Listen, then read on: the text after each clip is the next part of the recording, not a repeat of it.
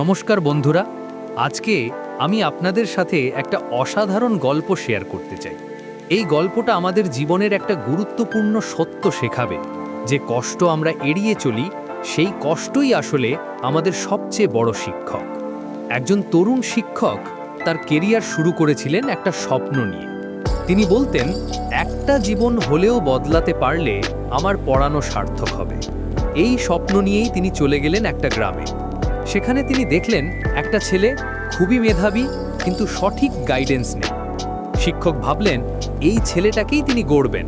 পড়ানো শুরু হলো। প্রথম কয়েকদিন ভালোই চলছিল, কিন্তু যখন পড়াশোনা একটু কঠিন হতে শুরু করলো, ছেলেটা বলল, চাই তো স্যার, কিন্তু আমার মাথায় ঢোকে না। শিক্ষক ধৈর্য রাখলেন, আরও সহজ করে বোঝানোর চেষ্টা করলেন। কিন্তু কিছুদিন পর ছেলেটা আবার এসে বলল, স্যার, খুব কষ্ট হচ্ছে, মাথা ধরে যাচ্ছে, আমি পারছি না। শিক্ষক তাকে বুঝিয়ে বললেন, কষ্ট ছাড়া কিছুই হয় না বাবা, এই কষ্টটাই তোমাকে বড় করবে। কিন্তু ছেলেটার মন থেকে হাল ছেড়ে দেওয়ার ভাব যাচ্ছিল না। একদিন সে এসে বলল, স্যার, দয়া করে আমাকে আর পড়ালেন না, আমি এই কষ্ট নিতে পারবো না। শিক্ষক খুব দুঃখ পেলেন, কিন্তু বললেন, ঠিক আছে বাবা, জোর করে কাউকে গড়া যায় না।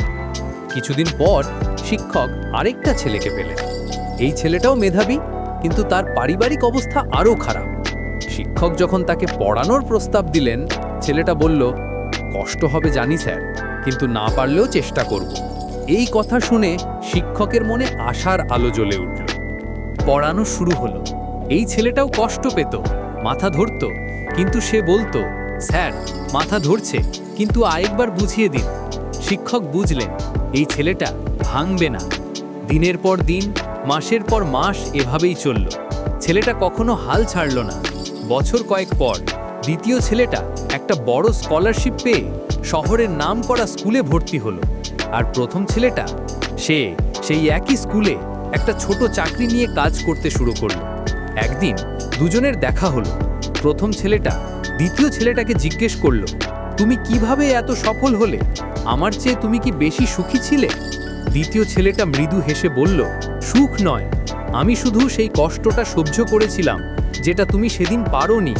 সেদিন যদি তুমি না বলতে, আমি পারছি না, তাহলে আজ এই জায়গাটা তোমারই হতো। বন্ধুরা, এই গল্পটা আমাদের একটা গভীর সত্য শেখায়। জীবনে সুযোগ আসে কষ্টের ছদ্মবেশে। যারা এই কষ্টকে এড়িয়ে চলে, তারা আসলে নিজেদের সুযোগকেই এড়িয়ে চলে। আর যারা এই কষ্টকে আলিঙ্গন করে, তারাই জীবনে এগিয়ে যায়। মনে রাখবেন, হাতুড়ির আঘাত না পেলে পাথর কখনো মূর্তি হয় না। আমাদের জীবনের কষ্টগুলো ঠিক সেই হাতুড়ির মতো। এগুলো আমাদের ভাঙে না, বরং গড়ে। যখনই আপনার মনে হবে যে আপনি পারছেন না, মনে রাখবেন, এটাই সেই মুহূর্ত যখন আপনি আসলে গড়ে উঠছেন। আপনার জীবনেও এমন মুহূর্ত আসবে যখন মনে হবে সব ছেড়ে দিতে, কিন্তু মনে রাখবেন, সেই মুহূর্তেই আপনার আসল পরীক্ষা। যারা সেই পরীক্ষায় টিকে থাকে, তারাই জীবনে সত্যিকারের সফলতা পায়। আজকের এই গল্প থেকে আমরা শিখলাম যে কষ্ট এড়ানো মানে সুযোগ এড়ানো। যারা কষ্টকে স্বাগত জানায়, জীবন তাদেরকেই স্বাগত জানায়। তাই আগামীকাল থেকে যখনই কোনো কঠিন পরিস্থিতির সামনে পড়বেন, মনে করবেন এটা আপনার বেড়ে ওঠার সুযোগ। ধন্যবাদ বন্ধুরা, আজকের এই অনুপ্রেরণামূলক গল্প শোনার জন্য। যদি এই গল্পটা আপনাদের ভালো লেগে থাকে, তাহলে অবশ্যই লাইক করবেন, শেয়ার করবেন এবং সাবস্ক্রাইব করতে ভুলবেন না। আপনাদের মতামত কমেন্টে জানান। আবার দেখা হবে নতুন কোনো অনুপ্রেরণামূলক গল্প নিয়ে। ভালো থাকবেন, সুস্থ থাকবেন।